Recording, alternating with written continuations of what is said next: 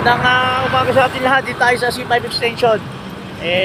Napakaganda po ng gospel. At ang gospel po ngayon, hinango kay San Lucas, Kabanata 14, talata 1 hanggang 6. At maganda po itong titlean natin ngayon ng title na Ngayon Na. Bakit po ngayon na?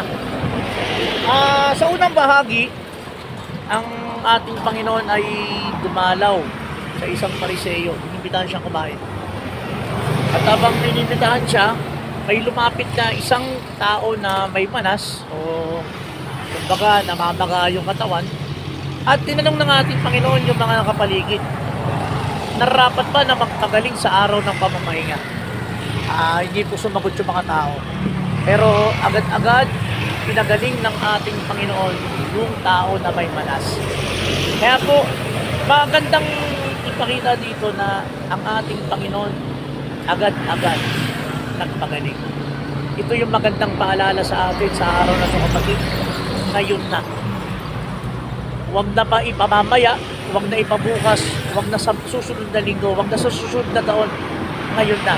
Sapagkat hinahamon tayo ng gospel na ang paggawa ng mabuti ay hindi dapat ipinagsasantabi. Hindi dapat ipinagbabawalang bahala. Hindi dapat pinamamaya, kung hindi dapat agad-agad at ngayon na. Kung nakakaranas ka ngayon ng galit, siguro marahil ito dapat yung pagkakataon. Hilingin mo sa ating Panginoon na alisin ng Diyos ang galit na yan ngayon na. Kung sa oras na to, nais mong makaranas ng pag-ibig ng Diyos, hilingin mo sa Panginoon, Lord, ngayon na. At kung meron kang nagawang pagkakamali at pagkakasala, ngayon na. Hihingi mo na ng tawad at magpatawad ka na sa mga taong nagkakasala sa iyo. Kapatid, kung gagawin pa natin mamaya yung paggawa ng mabuti, kung mamaya pa natin gagawin ang pagpatawad, kung mamaya pa natin gagawin ang magmahal, baka mamaya hindi natin alam sapagkat hindi natin control ang buhay ng tao. Kaya ano lamang po pwede natin panghawakan? Yung ngayon na.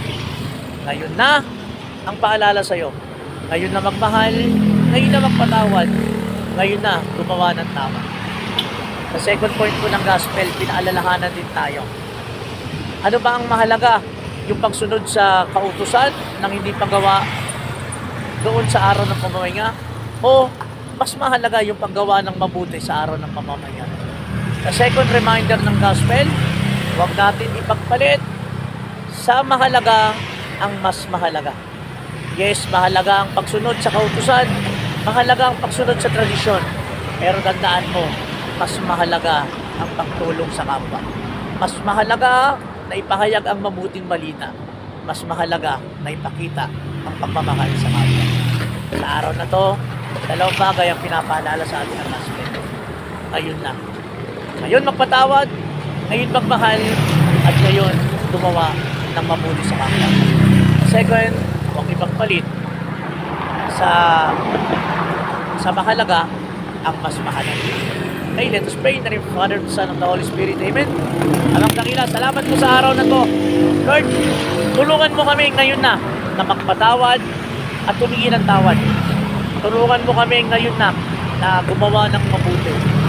Tulungan mo kami ngayon na i-release yung galit sa aming puso. Tulungan mo ngayon na patuloy na umiti at nakita namin ang liwanag at ganda ng buhay. Lord, ngayon na nawa maiparamdam namin yung care at love namin sa aming anak, sa aming asawa at sa aming mga magulang. Lord, ngayon na kami susunod, pagpupuri, sasamba at patuloy na magpapagamit sa iyo. At Lord, nawa huwag namin maipagpalit sa mahalaga ang mas mahalaga. Sinusuko na po namin ang lahat ng ito na may pagpupuri at salamat sa matabis na pangalan ni Jesus, aming Panginoon. Amen. Kapatid, pinili natin na dito na mag-live dito sa ibabaw ng papunta ng airport. Bakit? Sabi nga, ngayon na. Huwag na ipamamaya, huwag na ipabukas.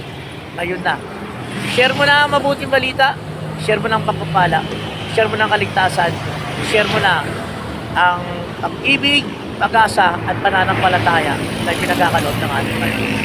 Muli-muli po, Brother Andy Mones, nagsasabi ng papaalala, Hold the line, hawakan natin lagi ang salita ng Diyos.